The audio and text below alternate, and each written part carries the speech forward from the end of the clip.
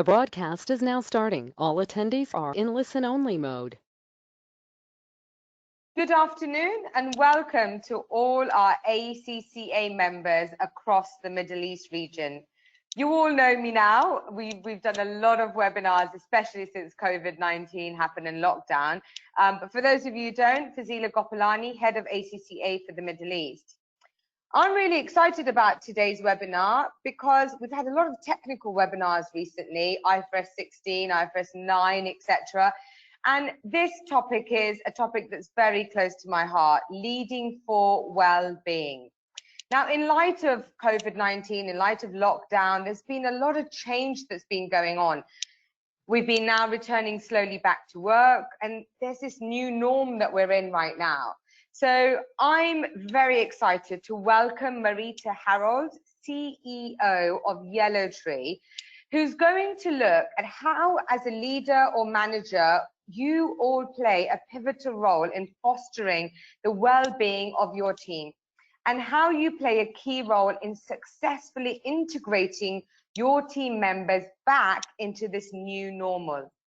I know from experience, it has been challenging getting back into this new normal, coming to the office, working from the office, resuming this other different life than what we have experienced during the last 4 or 5 months.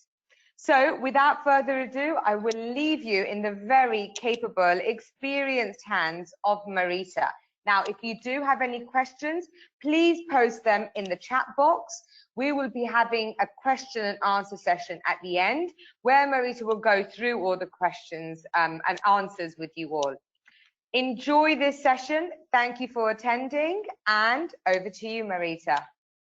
Thank you very much, Fazila, and lovely to be here with you all today. I work closely with ACCA in the Middle East, and it's a real privilege to meet virtually you as the members of the organization in the Middle East. I would like to reiterate what Fazila said around the chat.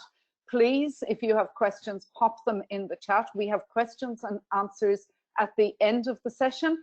But if something pops up conversationally throughout, I would love to hear what you've got to say on that. And we can, if I can address it at a time in the webinar, I will do.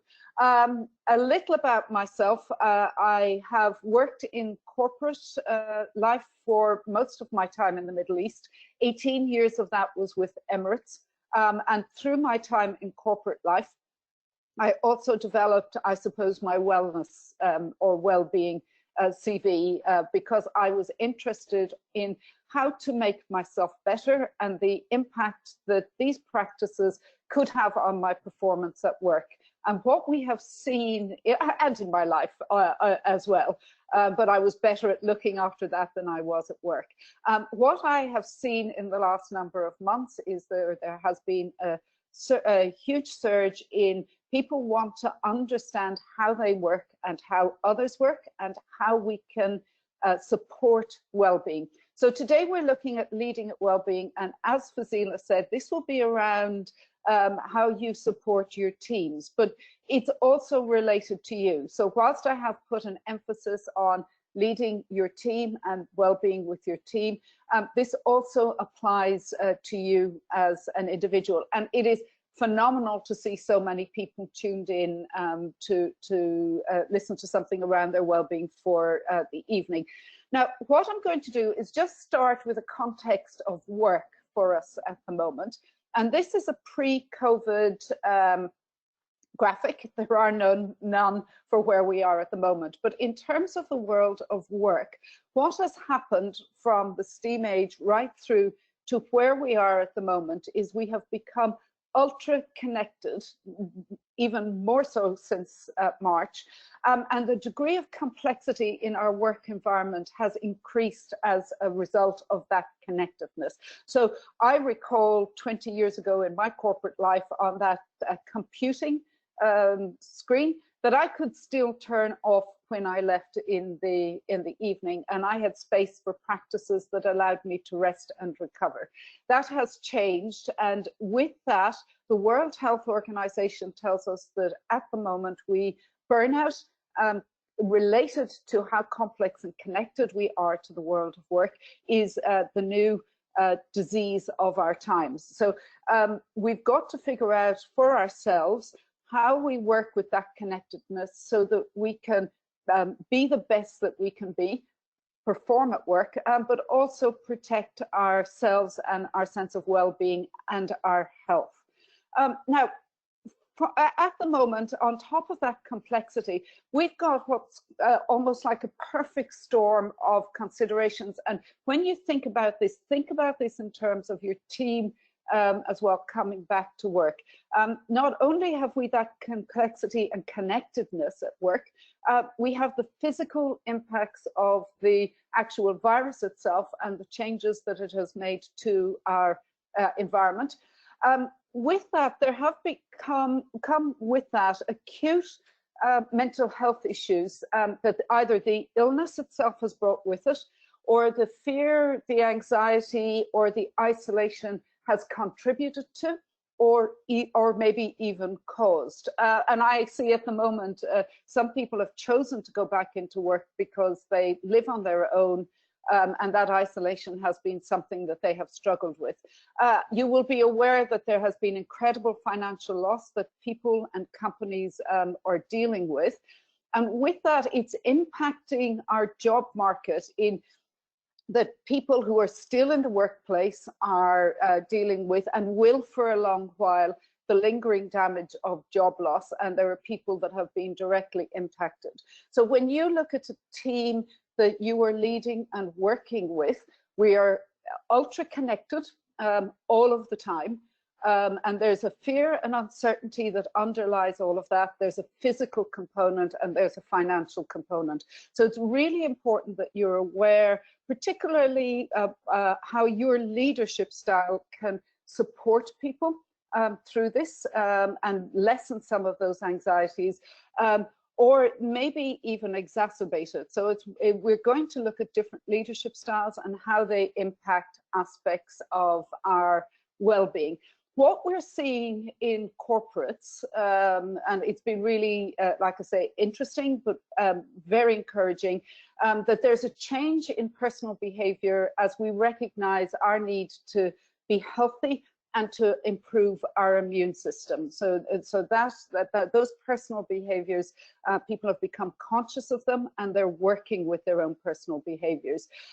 Particularly around nutrition, there's been more interest around the functionality of food. So what is the science of food? And if I eat this food, what does it do in my body and how it can support my immunity? And we've run many nutrition workshops for corporates. We're seeing that as well as individuals doing more to prioritize their health, companies are doing this in a multitude of different ways that they haven't done before. And, you know, this time last year, I'm sure ACCA would not have run a webinar such as this as a matter of course, but we're now saying, look, if you want people to perform, we need to look at different ways that we can support people and our members. And we really have seen that, you know, the foosball table thing, the kitchen stocked with fruit is not enough to support people if you don't have more substantial measures in place. And a lot of those elements that we had in place around well-being in the workplace were high touch and social initiatives. And now we're looking at other initiatives that support maybe not so much the physical side of it, but also the mental and emotional side of well-being in an organization. Now, I've been using some words interchangeably, and these are, I'm just going to give you some definitions so that you can distinguish between the use of the words and where I have put them in and how you use them after this. Health, the World Health Organization defines health as the absence of disease. So we're talking physical or mental health, that we have an absence of dis-ease in our bodies or maybe mentally. Well-being is a state in which we're thriving. So we are the best that we can be. So I've got this sense that everything is working the way it should, it's interrelated, and that I am really good in myself. So we're talking more here about improving rather than an absence of. And in corporates, we use the word wellness around the activities that people do. So I do a wellness activity, and that wellness activity will contribute to my sense of well-being. Well-being is an inner state. It's intangible. One of the ways, some of the ways that we recognize it, particularly in the workplace, is around the types of relationships that we have with people, how we're connected to our work, how we achieve, and how we have conflict or less conflict. So a lot of the time we recognize the absence of well-being rather than the presence of well-being, but it is an internal state, and the activities that we do, the wellness activities in corporates, contribute to creating a sense of well-being and an environment where people can thrive. And I like to use this model. I've put the reference at the bottom for you, if you want to do some more reading around it. But when we look at this, the biopsychosocial model is a really useful model to look at when you're looking at well-being for your team. So we've got the psychological aspects, the biological aspects, and the social aspects of well-being and their intersection. And if one of them is out of balance, we notice it in our overall sense of well-being and our ability to thrive. So when you are looking at your team, not only should you look around some of the more traditional biological aspects that we have looked at in wellness programs and supporting the well-being of our team, but also the psychological components of it, and the social components of it. And that has been really highlighted in the last number of months, how that social component impacts our overall well-being and our sense of connectedness. And connected to that is the body system that I think most of us speak about. We talk about stress, and it's your autonomic nervous system, but we only speak about it in a particular context. So what I want to do is take you through what happens in the body when there is stress, how this is related to our well-being, and then we will connect it later to what you do in your leadership role, how it affects the balance and can affect the balance of this. So our autonomic nervous system has, it's not within our control. It controls the things in your body like breathing, digestion. It will control responses to your external environment. And it has two branches. One is the sympathetic branch. And this is when people talk about stress, they're referring to. It's the one that they recognize. So it's fight or flight or freeze. So when we are threatened by something, and there's so much in our environment that we perceive as a threat at the moment, that it activates our sympathetic nervous system. So people are living with anxiety, uncertainty. What will it look like when I go back to work? Am I going back? Do I have a job? What does the future look like? And what it does is it puts our body into a sympathetic state, or a state of either fight or flight, where people are ready and prepared for what is threatening them, or freeze, that they don't know how to react to it. But with all systems in our body, there is a balance, a check and a balance. And the balance in the autonomic nervous system is around rest and digest. And a lot of our wellness activities are targeted towards rest and digest. And some of the tips and tricks that we will give you will be around this area. But our body is, the stress is good, and our body is designed to have a stress response. But part of that design is that we also, so when it goes in, when it activates sympathetic, it also should then rest afterwards, and there's different things that happen in your body.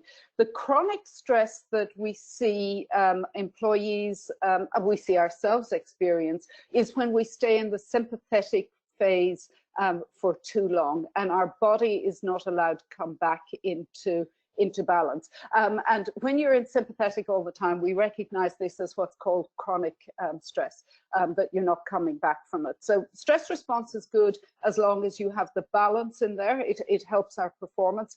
But if we're not moving it into rest and digest, it then becomes harmful in our physical body. And the interesting thing about this is there doesn't actually have to be a real threat. It can be a perceived threat. So a lot of what we're seeing and dealing with at the moment is people are worried about something that hasn't happened and possibly could happen.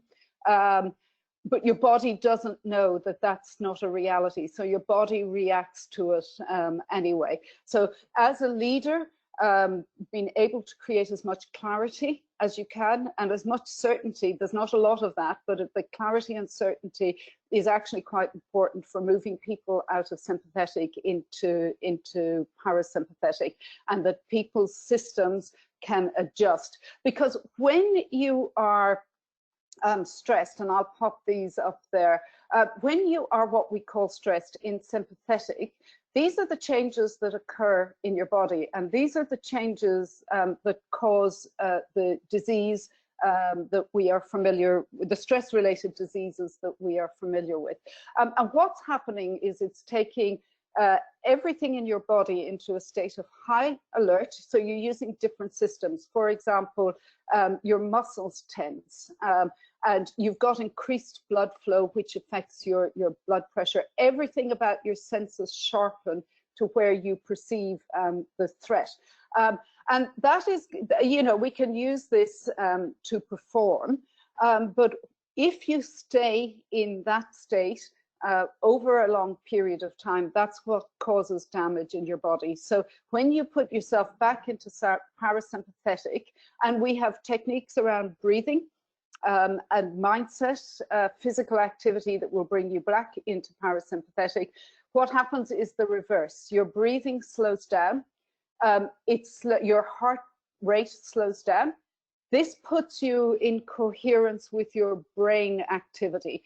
So your heart and your brain are connected, and if with your breathing you can slow your heart rate down, you go into coherence with your brain activity, and you engage decision-making processes that are not there if you are constantly in sympathetic mode.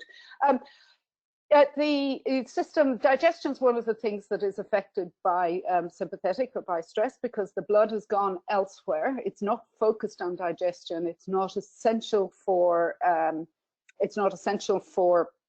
survival. So it diverts blood flow away, and that's why you see digestive issues with people who are stressed. So really important that you understand what happens in your body, in anybody's body, when we're in these states, and the importance and the intentionality of being able to bring it back into a place where we can rest and digest, so that people can take their focus away from the threat, and in a workplace focus on what you want to achieve at work, and also that you can focus on problem solving, and that it allows creativity and possibility to come into decision-making processes.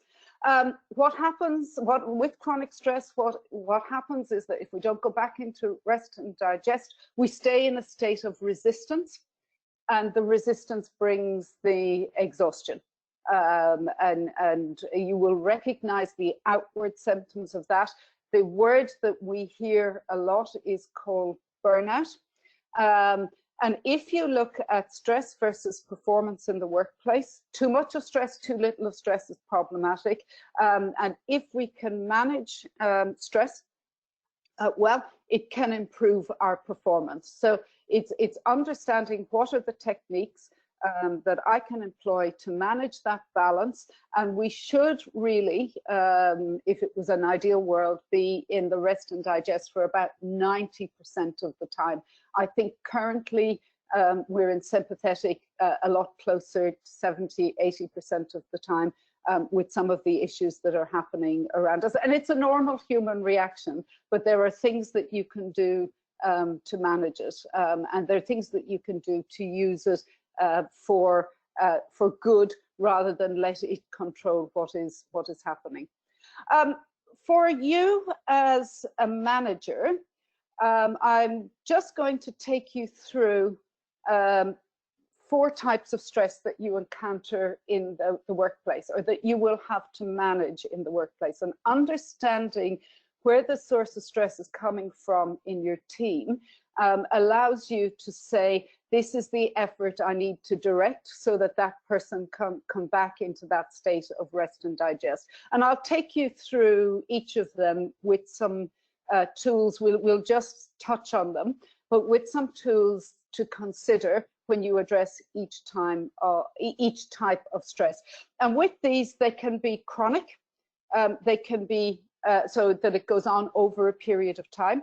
It may be that it is acute, that it is for a shorter period of time, or it may be related to a particular episode. So, you know, the same solutions don't apply to every stressful situation. In some cases, you can actually, if you employ the wrong response to it, you can make the situation worse. So looking at the first one, and I'm going to put the first one in there because time stress until March, when we ran this training, was always the stress that people said, this is the one I experience most. And it hasn't gone away. But what has happened is that other stressors have crept in there as things that people are experiencing. And time stress is stress that you experience concerning time. And the tools around this are tools that we train in corporate training: time and energy management and prioritization.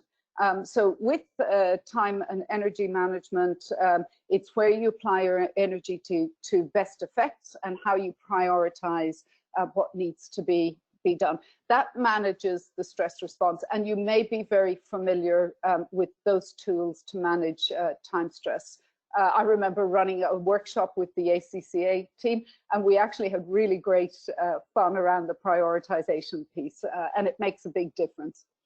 But then you have got something that is situational stress, and I'm hearing more of this now, that we have stress you experience around a situation that you have no control over. So emergency or conflict related or outside your comfort zone.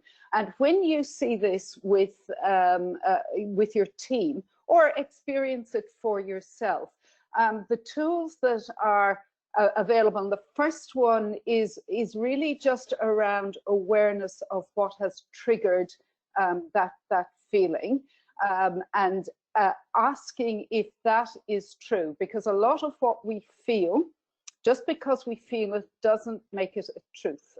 We'll first experience an emotion or a feeling in our body, and there will be a thought. So the awareness of what triggers that, what is your thought around it? And that discussion is a very useful one to have with the team member. And then bringing it back to what I can control and what I can influence, and not trying to perfect circumstance, because that actually causes some more stress. Conflict resolution skills, a lot of the time we wade in and we so what happens with a lot of the anxiety is how you will see it in your team and manifest in its team is that there may be conflict in relationships. The stress tends to manifest itself in how we deal with people. So understanding how to resolve a conflict is really useful in managing situational stress.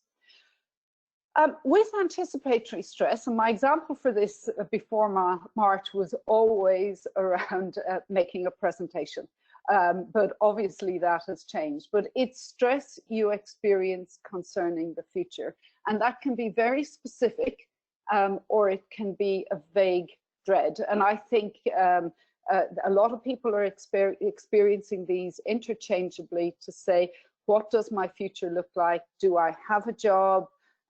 What will it be like when I go to the workplace?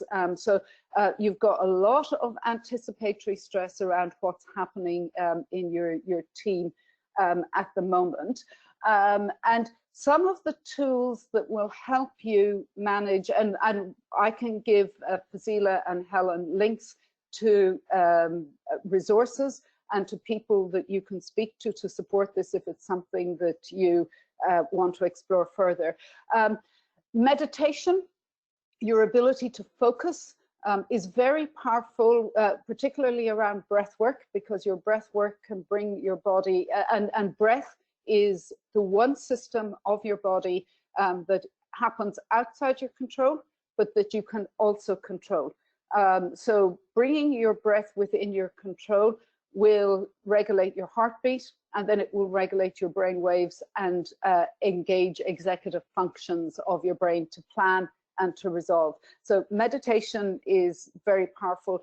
Positive visualization also plays a part there. So if you're looking at saying, what could the future look like?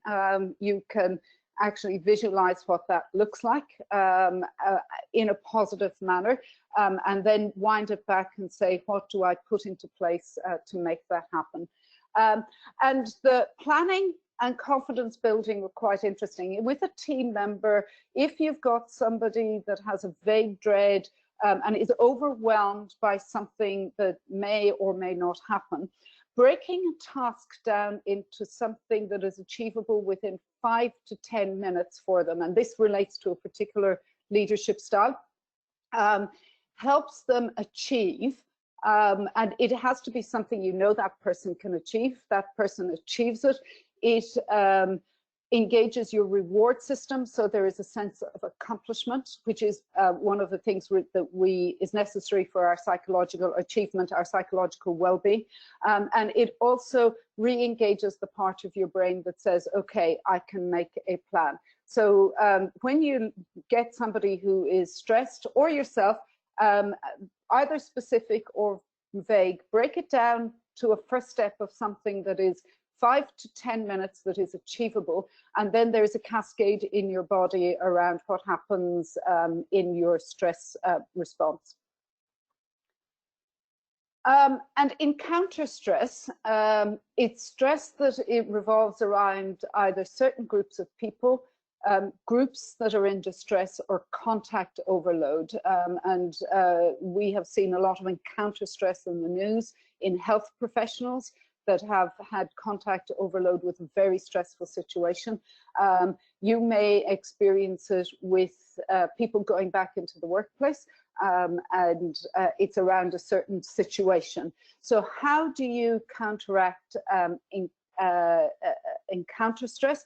And again, it is going back to the skills of self-awareness and self-regulation. And around a lot of the time, our self-talk is very critical here, and how we then deal with people, the people that we interact with. So when you see somebody that's in your team, or if you're experiencing your stress yourself, identify where that source of the stress is coming from, and then say, okay, this is something that I can employ that will help alleviate some of that stress to move somebody to action. And this is very useful when you're working with a team of people. You see different responses to circumstances. So we have a circumstance that is in the world at the moment, but people are perceiving that through very different lenses, and being able to say, okay, what is the source of that for you? And then help them in a way that moves them towards action. Now, when you're going back to rebuilding, there are some things that you do need to consider. And I think Fazila used a lot of these words at the very beginning. There may be, for a lot of people, a default position that a workplace is not a safe place to be. We have procedures that tell us when you go here, you do this. So many people in an elevator, so we have actually said, with everything that we have put in place to support people, that your workplace may not be a safe place to be. And psychologically, people are coming out of managing mode. So for a number of months, people have been managing, and we're now saying, okay, this is what this is what we look like now. We're moving into another normal, a next normal, whatever we may call that, but we're moving out of managing mode. So that high state of alert that we were in, And we were all in managing mode together is changing. So some people may still live there, and there will be some people that are coming out of it, and they will experience fear and uncertainty in different ways as we adjust to the normal. Some people have no issue with it, it's great. Other people, it brings anxiety. For other people, it brings a lot of stress with it. And as a manager and a leader, you're a failure to address the anxieties and the stress and the source of the stress can quite possibly lead to that conflict where you've got anger or demotivation. And look, when we're threatened, one of the things that happens is we focus on our survival. We're not interested in work. We're interested in how we deal with the threat. So as a manager, understanding and recognizing what people are going through, what you are going through, and dealing with that as best you can at the moment and creating some sort of clarity and certainty, can help avoid the potential conflicts, the demotivation, and the disconnecting from what is happening. There's one more there that really, and there was a headline in, I think it was the Gulf News last Thursday, a very unhelpful headline that said companies are ignoring company goals and focusing on health and well-being. And in actual fact, focusing on well-being and education is your primary challenge towards achieving goals. So it's not that we're throwing goals out of the window and say, let's focus on well-being. When people are in a state where they're stressed, they can't contribute to your goals. So if you want to achieve well-being and well-being education is your primary challenge now, so that we can get people back to a state of parasympathetic dominance, rest and digest, and that they can focus on something that is outside their survival. A lot of this happens at an unconscious level. So people may not be aware that this is happening or this is what's motivating. They may not even be aware of what's causing the sense of certainty and dread. So it is a challenge for you leading a team. Particularly, you know, our deadlines haven't gone away. We have been called on to deliver more with less. So putting well-being and that well-being education center of what you do is critical for your team goals to be achieved and your company goals to be achieved. This is very quickly looking a little bit dated, but I decided to keep it in here because there are still some people living in it. When we have a crisis, there are 3 psychological phases to it. And the first one was like that overproductivity that we saw at the very beginning of our lockdown. And there was an urgency. I got more done than I ever have done. We've got shared clear goals. But as that time went on that we were at home, we had a regression, and the future is uncertain, and there is a lack of purpose. People get tired, irritable, and less productive. I was speaking with a friend of mine the other day, and he said, oh, you know, everybody, and that's where they were. I can't be bothered going to the gym. We don't know what's going to happen. It's all out of kilter. And along with that, you also then have people who have already moved past that stage. And they begin to reorient themselves and revisit goals, expectations, and roles. And they're looking at moving beyond getting by. So all of those are normal reactions. But with the people that you have in your team, you're going to find that there will still be people between 2 and 3, and you have people saying, okay, this is great, I'm reoriented, this is what's happening, and you still have people that have that loss of sense of purpose, and they get tired and they're irritable and they're less productive. And it's not linear, so we live between them all. Some days I'm great at the stage 3, some days I have gone back into stage 2. So be aware that when you have team members coming in, they will fit into one of these and they will move between it. And it's important to be able to recognize it and to recognize that that is a normal response to something that is not a normal situation. So Our current challenges, just very quickly, I think we've been through them, but just to put it there, we're moving from regression to rebuilding. We have to have an awareness of people, their emotions and their struggles as a leader. But we also have to have an awareness of ourselves and a kindness to ourselves, because that is, you know, not everything is going to work the way we always expected it to be. We have got to create a sense of psychological safety for our team, that they can speak up to express their concerns without anybody trivializing it. And that will very much come down to your role and how you manage people there. And that people will look to us to provide social support and interaction as well. So looking at well-being in your team, these are some of your, it is a situation, and there may be challenges for you dealing with that as well. And you know, people have different communication styles. My experience of your profession is that I see a lot of the analytical in terms of communication styles, where I want to know what it will look like and understand what is the next step and what the process looks like. It's not, it is a generalization. And for you, your role in supporting people as much as you can by creating clarity is really important for people who like information. Others are not so fussed. They say, I can deal with what's today, and they don't worry about tomorrow.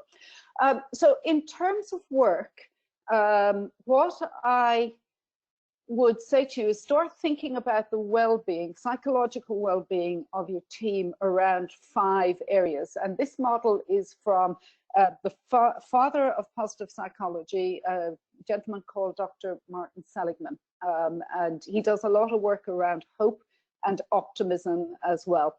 And what you're looking at is positive emotion, relationships, engagement, meaning, and achievement. And I will map a leadership style to those for you. But when you're working with your team, this is in life, but really applicable to what you do as a leader in creating an environment where people can thrive. These are the 5 components that are important for you to be able to distinguish and what you are impacting. With engagement, when you read Dr. Seligman's work, we're talking about our engaging with a task that we can connect to. A meaning, he speaks about it in a bigger relationship, but we'll speak about it to the world, but we'll speak about it in terms of the vision and goal of the company. And achievement in terms of that I've got tasks that or goals that actually challenge me a little bit, that I have to struggle a little bit to achieve, but that then when I do, this achievement has a real impact on getting you back into parasympathetic dominance, because you get, when you achieve something, you get a hit of dopamine, and it deals with the stress hormone. It pushes it back down a little bit. So achievement is a great way of managing a stress response. It is part of your team. And where this is really important is, we'll forget the individual and job competencies and requirements now, but your leadership style has a 70% impact on how people experience the organization, and how they experience the organization has a 30% impact on performance. So essentially, the style that you employ now around well-being with people can impact performance. So you will change their experience of what it is like to go back to work and reintegrate, but you also have a direct impact on performance. And the numbers are that big. So when you choose a leadership style, I'll just put these up here very quickly. The top one is the one I want to focus on. There is situations that you face. So the situation is where your well-being and the well-being education is your priority at the moment. One of the things that your leadership style needs to reflect is that situation that you're facing. And also it is influenced, and I'll put it at the top one, the experience of your employees and your employees' strengths. So when you're looking at well-being and you're choosing a style to use to address a certain situation, we're looking at the experience of employees at the moment around their well-being. So when we map this, of these leadership styles, you'll find them in different models in different ways. The top one, directive, is a short-term style. Visionary is a long-term style. Affiliative, where we're creating harmony, can be a long-term or short-term style. Getting people to generate new ideas is long-term. Pace setting is short-term. And coaching is long-term professional development. Now, with these styles, if you, and I'm going to bring up the model of well-being again, if you wanted to impact, for example, relationships, and that you want to prioritize that aspect of well-being, sorry, I think there might have been a network issue. I got a lovely pink box telling me there was an issue there. But if you want to prioritize the aspect of well-being, you may relationships in well-being, you may choose an affiliative style, which you may not have done in the past. So I want to prioritize harmony so that I can promote the relationship aspect of well-being within my team. And it is something to consider as we go back in, that you've got harmony and you've got people working together. With achievement, if somebody is overwhelmed and they're thinking, how do I approach this? Pace setting, where you show somebody how to do it, is a good leadership style to choose. So if somebody is overwhelmed in your team by what is happening, and with goals that you have to do and resources that you have, and there's a conflict, creating a sense of achievement for that person, like I say, will engage parasympathetic dominance, engage the reward centers for that person, and make that person feel better in terms of what is happening psychologically. So, saying to somebody, let me show you how to do it and let me help you break that down, and then leave them with it, is very effective in terms of managing that situation.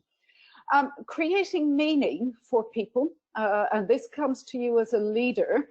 How do I create meaning? Where do I connect where people are, particularly in a virtual world? How do I connect them to the team?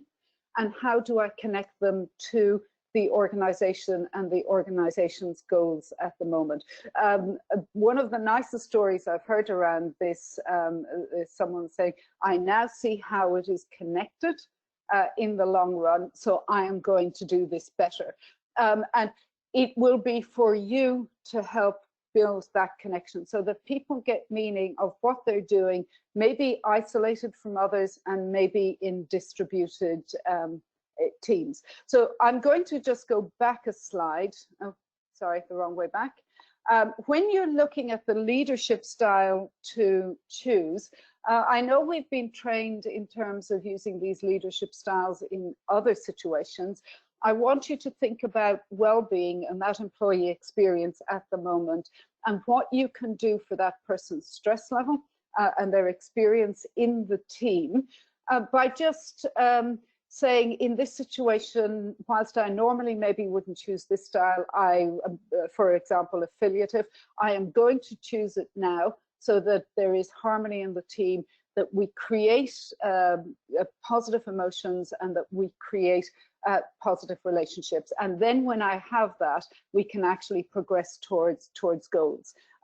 But your choice of leadership style will have, if you say to somebody with coaching who is completely overwhelmed and they can't see out of it at all, you are going to contribute to that sense of overwhelm, which will cause stress for them. So you may just say, okay, I'm going to switch out this style into a pace setting style, and then I'll move back to coaching. It has an impact on our stress levels and where we see the future.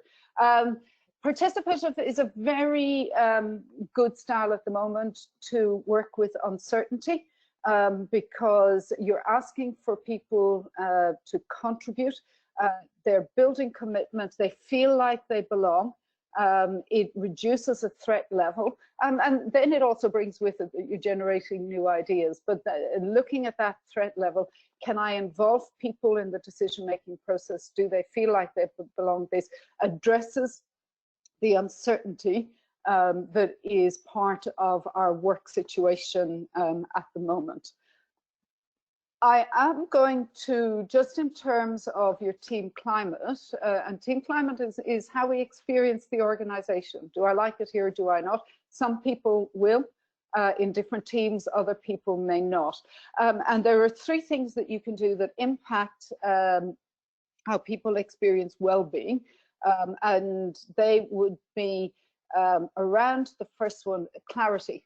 It is the thing that builds trust. I understand that you may not be able to create clarity maybe long-term for people, but understanding where people, where I fit into this and what is expected of me reduces that anxiety and reduces the stress response. You're moving people back. They say, okay, this is where I belong, and you're activating the parasympathetic nervous system, and then all those internal invisible effects of stress change. So that has a direct impact on it. The second one is standards. So it kicks in that sense of achievement, that you set challenging goals for people, but make sure that they can achieve them and then support them in their doing it. Because again, if you overwhelm somebody, your stress response kicks in, and you can't see the wood from the trees, to use a saying that I'm sure Helen is smiling about there in the background.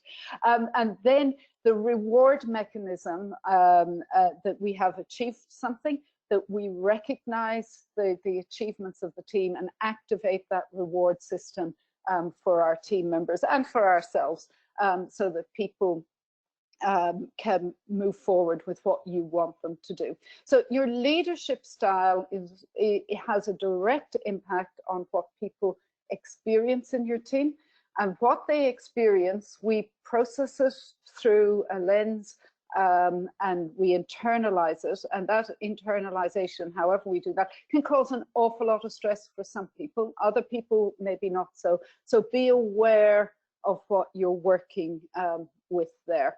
Now, I'm going to very quickly, because I'm on the time for questions, but just in terms of supporting your team, I'm going to finish with psychological safety.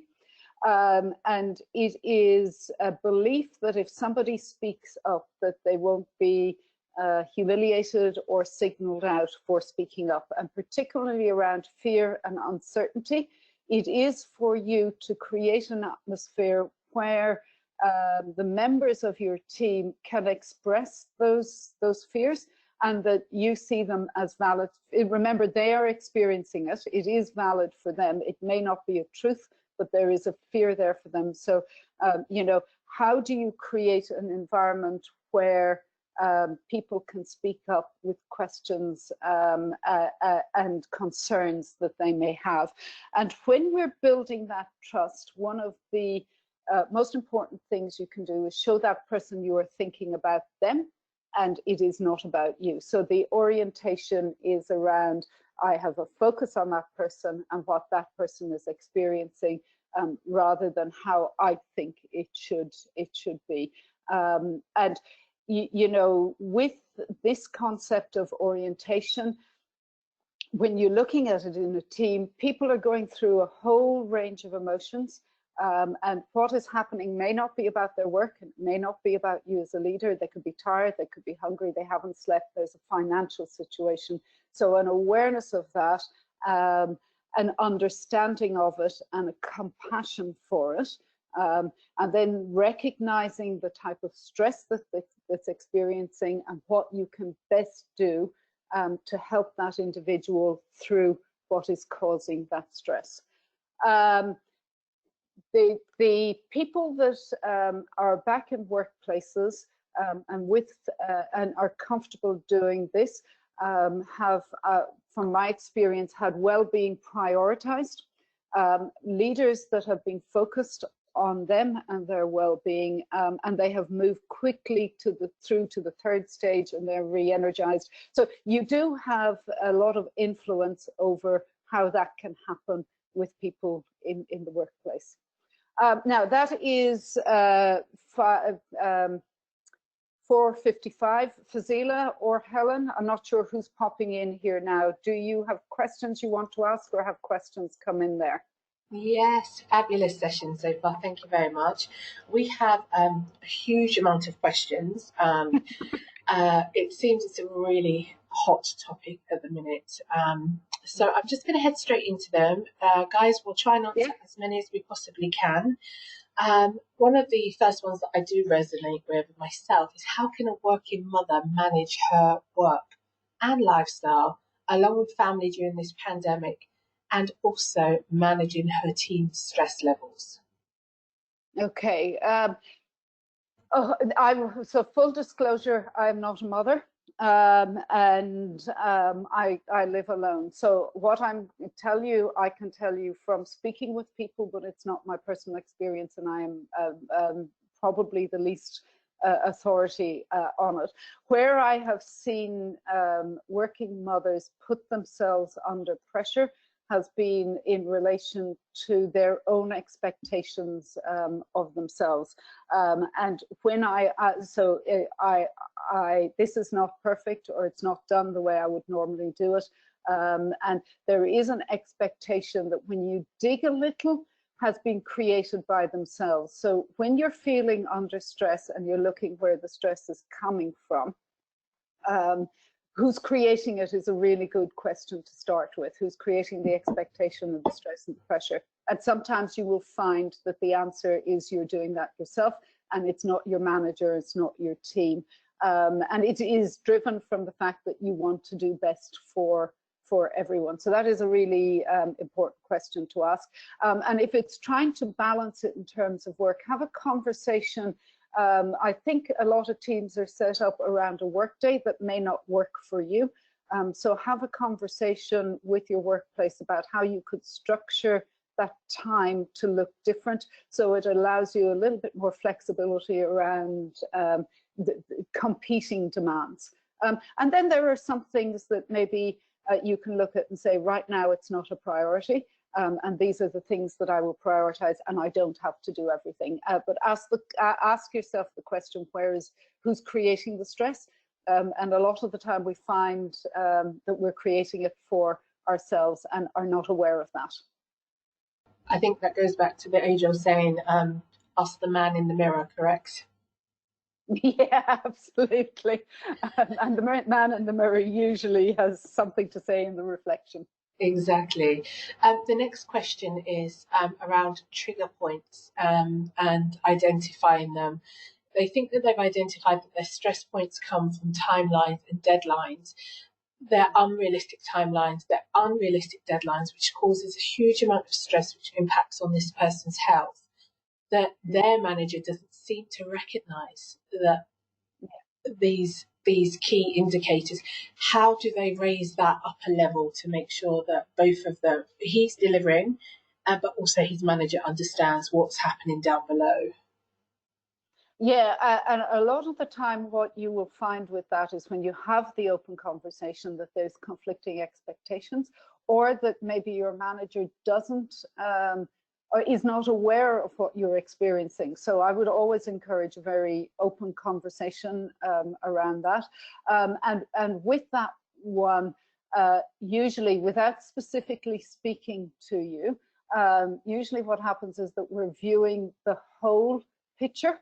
And that action of breaking something down into achievable tasks, it is very powerful in terms of how you manage it. So I would have that conversation with your manager to say, this is the feeling that's coming with it.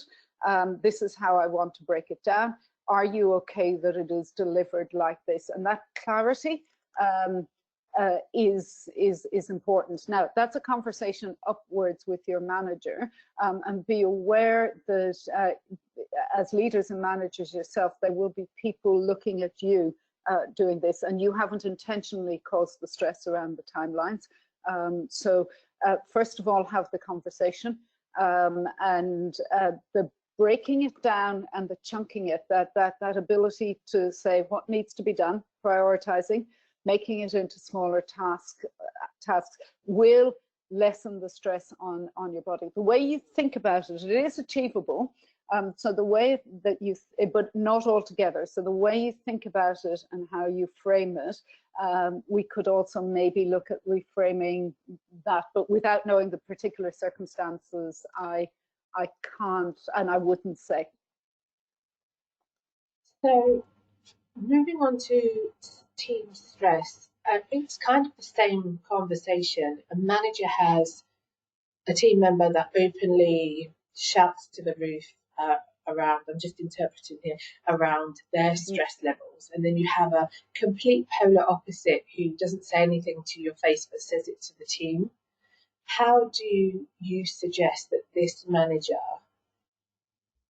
deals with such polar different staff members to manage them effectively whilst causing the manager less stress? And obviously they're time sensitive as well.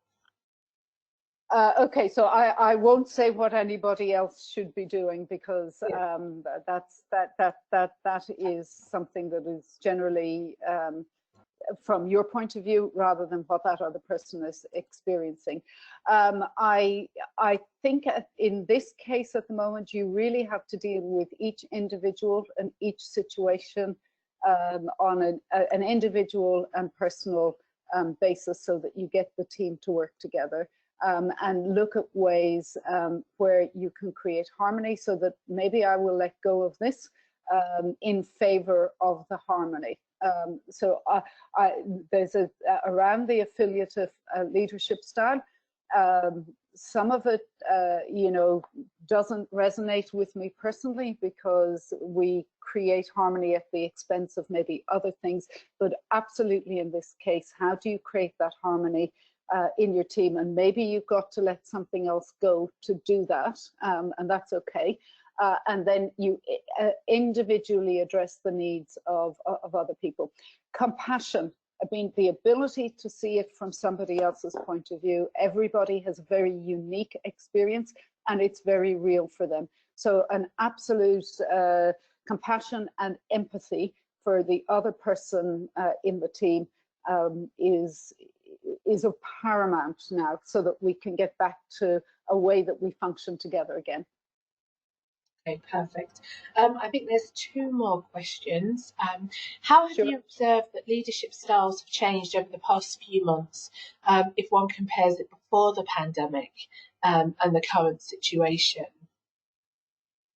I have actually, so I see it in a very specific and narrow lens. I have seen that there has been a lot of concern about how we support people, and the conversations I've had with leaders are around what can I do to support.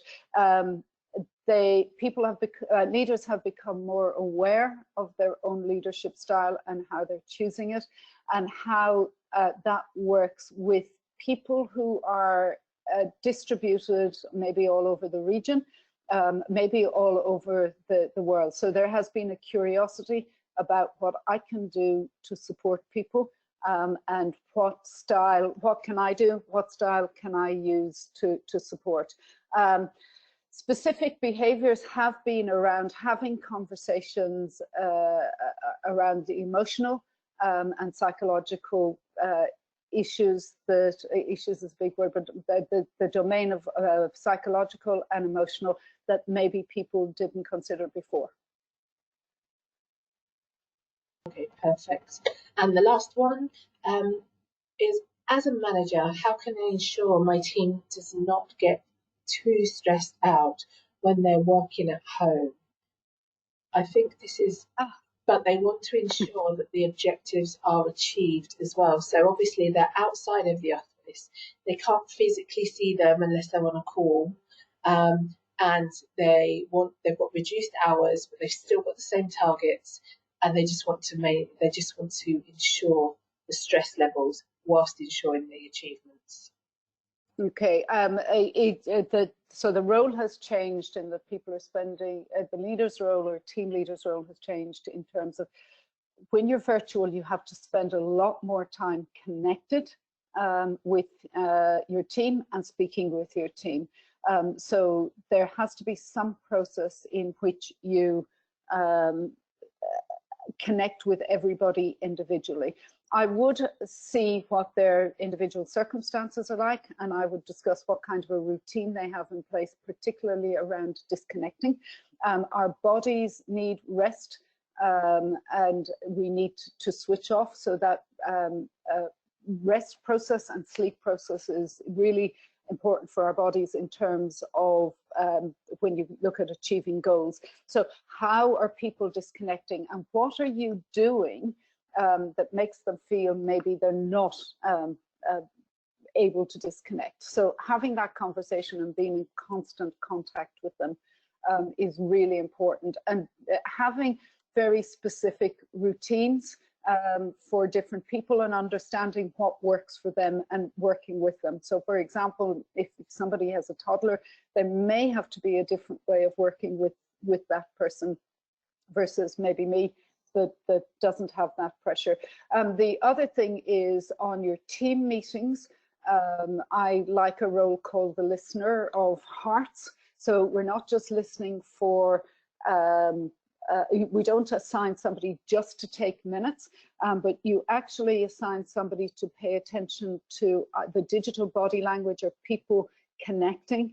Are they quiet? And bringing that to your attention afterwards. You don't have to do it all on your own, so that you can check in with that person, and maybe watching the screen, because it's a different interaction virtually. Watching the faces on the screen, so that people, so someone can come back to you and say, these are some of the observations that I have made in this environment. So you can't just transfer the process that you had in a physical office into a virtual environment. There has to be a lot more in terms of conversation. You give that person permission to switch off. So whatever that may look like for the individual, a lot of the time they're striving to please you and to the company goals. So how does that work for each individual, and how do you give people permission to, if you like? Yeah, that's perfect. Thank you. I think it's clear from today's session that it's a really hot topic. People do care about their teams and their own well-being. They know that the recent pandemic has impacted them in more ways than one. I think a key understanding that I've taken away from this is about the flexible approach, not one size fits everybody. So thank you for that. On behalf of ACCA, we're delighted to have brought this session to you all, and thank you, Marita, so much. We will share this presentation and the video on demand prior to this session, and the contact details for you, Marita, are in there if anybody wishes to reach out to you directly. And we still hope everybody stays safe, stays healthy, and have a good afternoon. Thank you so much, Marita. Thank you very much, Helen. Thank you. And thank you, everybody else. Stay safe, stay well, and please reach out. I'm very happy to speak to anybody who may want to address something specifically. Brilliant. Thanks, everybody. Bye-bye. Bye-bye.